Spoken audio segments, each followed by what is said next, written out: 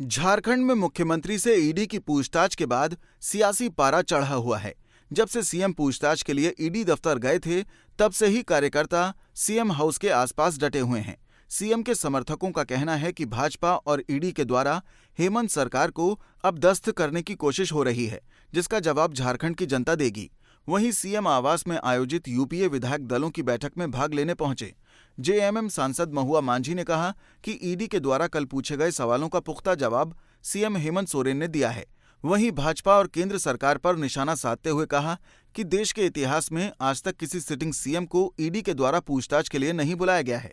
आज देश में लोकतंत्र की हत्या हो रही है। नहीं, ऐसा कुछ भी नहीं है। तो बहुत रिलैक्स थे और बोले कि रूटीन बातचीत हुई है, कोई भी घबराने की बात नहीं है। और वो बहुत ही आश्वस्त थे। उन्होंने कहा कि वो सहयोग करेंगे ईडी का, अगर बाद में भी कभी जरूरत पड़े, जब जब बुलाया जाएगा वो जाएंगे। लेकिन ऐसा कोई भी सवाल नहीं है जिसको लेकर कोई संपत्ति को लेकर जो सवाल किया गया मैडम, उसमें जो हमें जानकारी है वो सही से क्लैरिफिकेशन नहीं दी। तो कोई भी जब बातचीत होती है तो थोड़ा समय लगता है इसमें।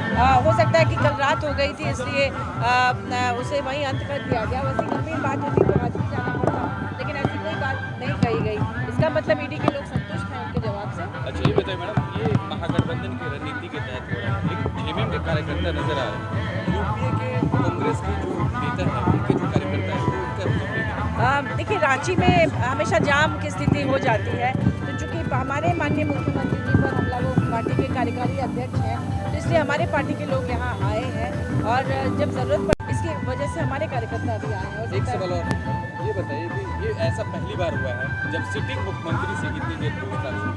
क्या लगता है आप किस प्रकार? देखिए, इस देश में इस तरह की घटनाएं भाजपा के कार्यकाल में ही हो रही है।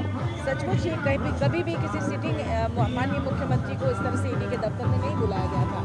और अगर केंद्रीय जांच एजेंसियां तटस्थ और निष्पक्ष रूप से काम करती तो इसके पहले जो भाजपा सरकार थी उसके मुख्यमंत्री, उनके मंत्रियों पर ढेर सारे आरोप लगे हैं और उन पर कभी ईडी का कोई रेड नहीं हो रहा है, उन्हें समन भी नहीं किया जा रहा है। और माननीय मुख्यमंत्री जी ने ये भी कहा कि कल जो बातचीत हुई उससे उनको ऐसा लगा कि वो सारी जांच, मतलब वो सारे सांप निकल कर उस बिल में जाएंगे जहां पर भाजपा के लोग ही बैठे हुए हैं। इसलिए कुछ ऐसी बातें हैं, मुझे लगता है कि जांच जाएगी तो उन्हीं के घर जाएगी, ऐसे सोचने लग रहा है। क्योंकि जो खनन घोटाले और तमाम चीज़ें हैं वो पिछले 17 साल तक यहाँ भाजपा की सरकार रही है और आप सभी जानते हैं कि उनके कई मंत्री वगैरह इसमें फंसे हुए हैं। तो जांच करने से वहाँ तक जाना जरूरी है। कई नाम सामने आ रहे हैं, कल्पना नाम सामने देखिए, इस तरह की कोई बात पार्टी प्लेटफॉर्म पर अभी तक नहीं हुई है और हम लोग निश्चिंत है कि माननीय मुख्यमंत्री श्री हेमंत सोरेन जी अपना कार्यकाल पूरा करेंगे। बता दें कि अवैध खनन मामले में ईडी ने रांची के जोनल ऑफिस में मुख्यमंत्री हेमंत सोरेन से 9 घंटे से ज्यादा वक्त तक पूछताछ की। कहा जा रहा है कि उन्हें पूछताछ के लिए दोबारा बुलाया जा सकता है।